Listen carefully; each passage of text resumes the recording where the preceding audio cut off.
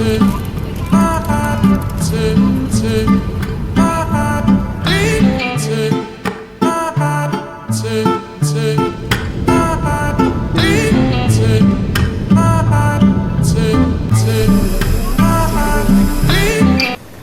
परिवार, कैसे हैं आप सब? होपफुली आप सब लोग अच्छे होंगे।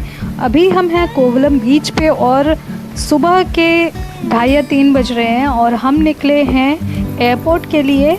और हमें पैदल पैदल चल के जाना पड़ रहा है क्योंकि एक ही साइड रोड है जहाँ पे गाड़ी आती है। अगर आप वहाँ पे नहीं गए तो आपको गाड़ी नहीं मिलेगी। बीच साइड में गाड़ी नहीं आती है और बहुत मुश्किल से यहाँ पे गाड़ी मिलती है। कैब की बात कर रही हूँ मैं। हमें जाना है तिरुवनंतपुरम के एयरपोर्ट पे, जिसकी दूरी यहाँ से मेरे ख्याल से 4-5 किलोमीटर से ज़्यादा नहीं होगी। पर अगर आप यहाँ पे कैब बुक करना चाहेंगे तो वो आपको 2000 से कम में नहीं बताएंगे। कहेंगे इतना ही चार्ज है, आपको चलना है तो चलिए, अदरवाइज़ रहने दीजिए। और यहाँ पर ओला उबर भी चलती है, लेकिन ओला वालों को आने नहीं दे रहे थे, ऐसा ओला वाले ने हमें बताया था। और कहा था कि मैं यहाँ तक घूम कर आऊँगा तो मुझे आपको डबल चार्ज देना पड़ेगा क्योंकि मैं रिस्क लेकर आ रहा हूँ। लेकिन उबर वाले ने हमें सही सलामत पहुँचा दिया और उतना ज़्यादा चार्ज भी नहीं लिया। थोड़ा ज़्यादा लिया बट उतना ज़्यादा नहीं लिया। हम पहुँच चुके हैं तिरुवनंतपुरम के एयरपोर्ट पे।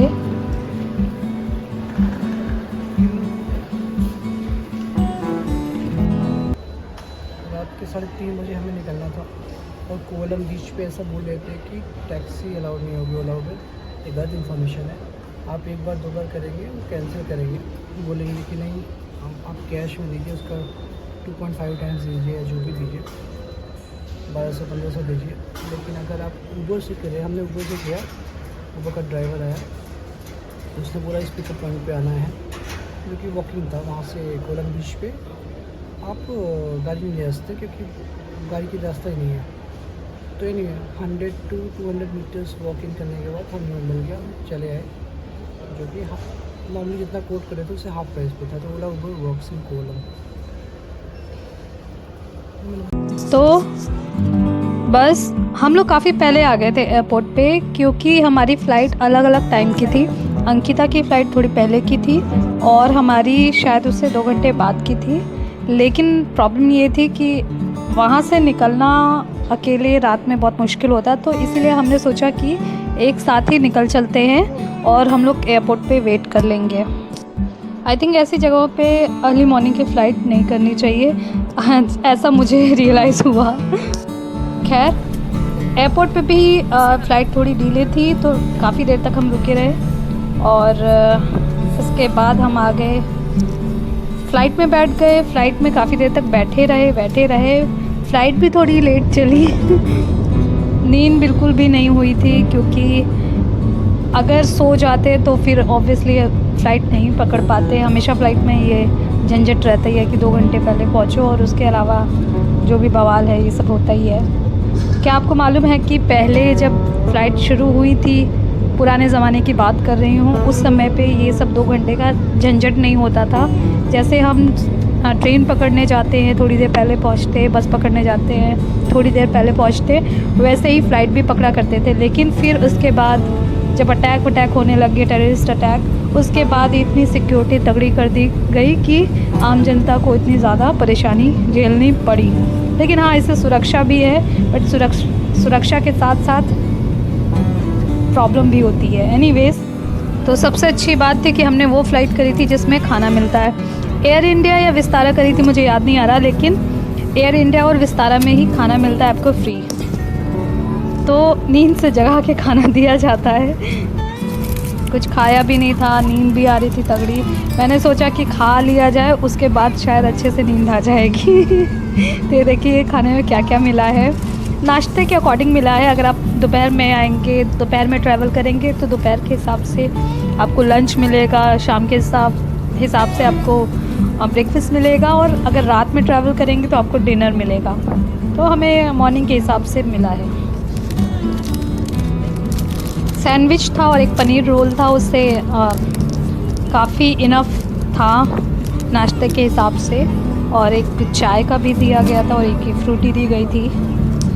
सैंडविच भी मेरे को अच्छा लगा और पनीर रोल भी मेरे को बहुत सही लगा। इसमें वेज और नॉन वेज दोनों के ऑप्शन होते हैं। मैं वेजिटेरियन हूँ इसलिए मैंने वेज लिया। अगर आप नॉन वेजिटेरियन है तो आप नॉन वेज बोल सकते हैं कि मुझे नॉन वेज चाहिए।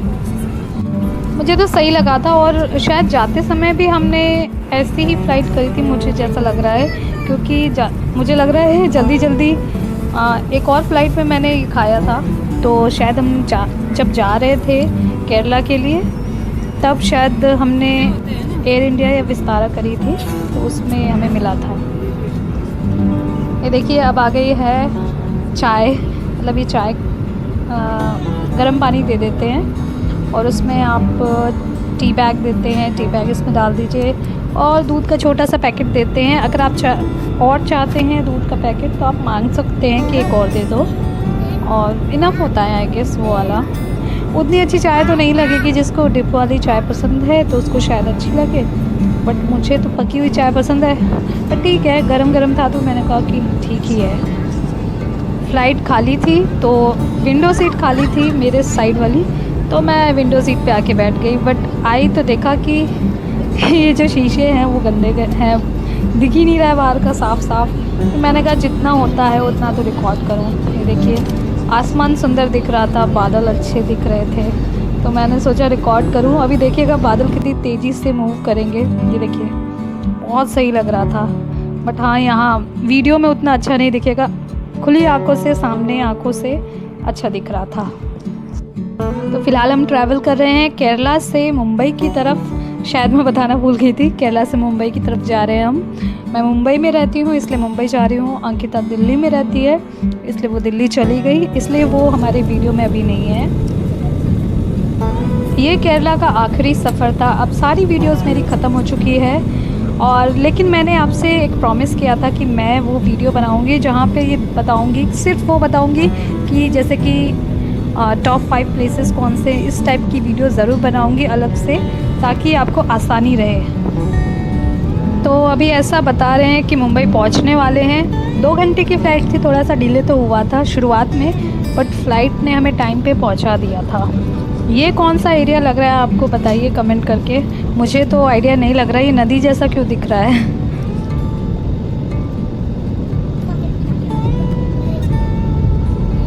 All crew landing stations. Mumbai में नदी तो नहीं है, समुद्र है, तो वही मैं सोच रही हूँ कि ये कौन सा एरिया है। आप कमेंट करके ज़रूर बताइएगा।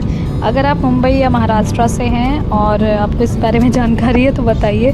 कभी कभी एक बार पिछली बार मैं ट्रैवल कर रही थी तो सिर्फ पहाड़ ही पहाड़ दिख रहे थे, तो मुझे लगा कि ये कौन से एरिया में पहुँच गए हैं। तो खैर, इसके बाद मैंने सोचा है कि मैंने बहुत सारा ट्रैवल किया है, तो मैं सोच रही हूँ कि बहुत सारी जगहों के टॉप 5 प्लेसेस बताऊँगी, वो वीडियोस बनाऊँगी।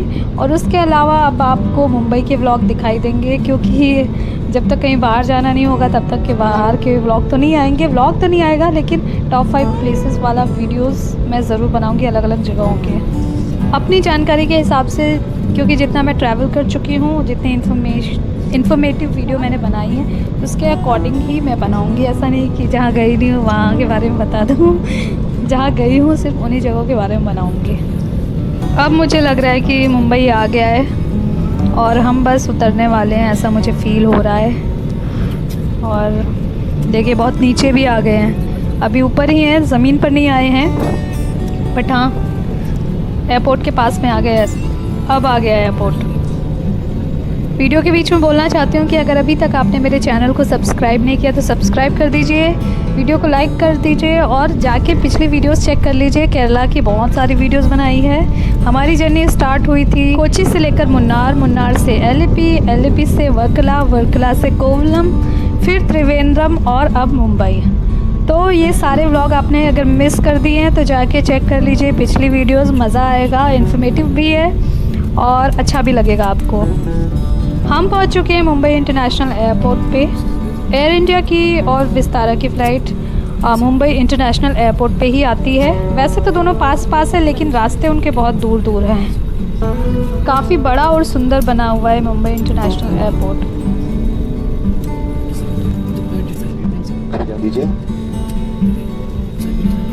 मुंबई के छत्रपति शिवाजी महाराज अंतर्राष्ट्रीय एयरपोर्ट पर आपका स्वागत है। बाहर का तापमान 28 डिग्री सेल्सियस है। सर यात्रियों से निवेदन है कि सीट बेल्ट के बंद किए जाने तक कृपया अपने निर्धारित सीट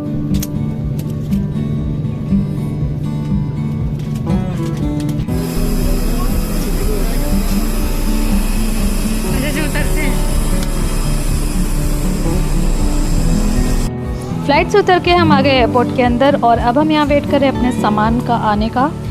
सामान लेके फिर हम निकलेंगे बाहर और ये देखिए अब आ गए हम बाहर और अब हम जाएंगे वहाँ जहाँ से हमें ऑटो मिल पाए।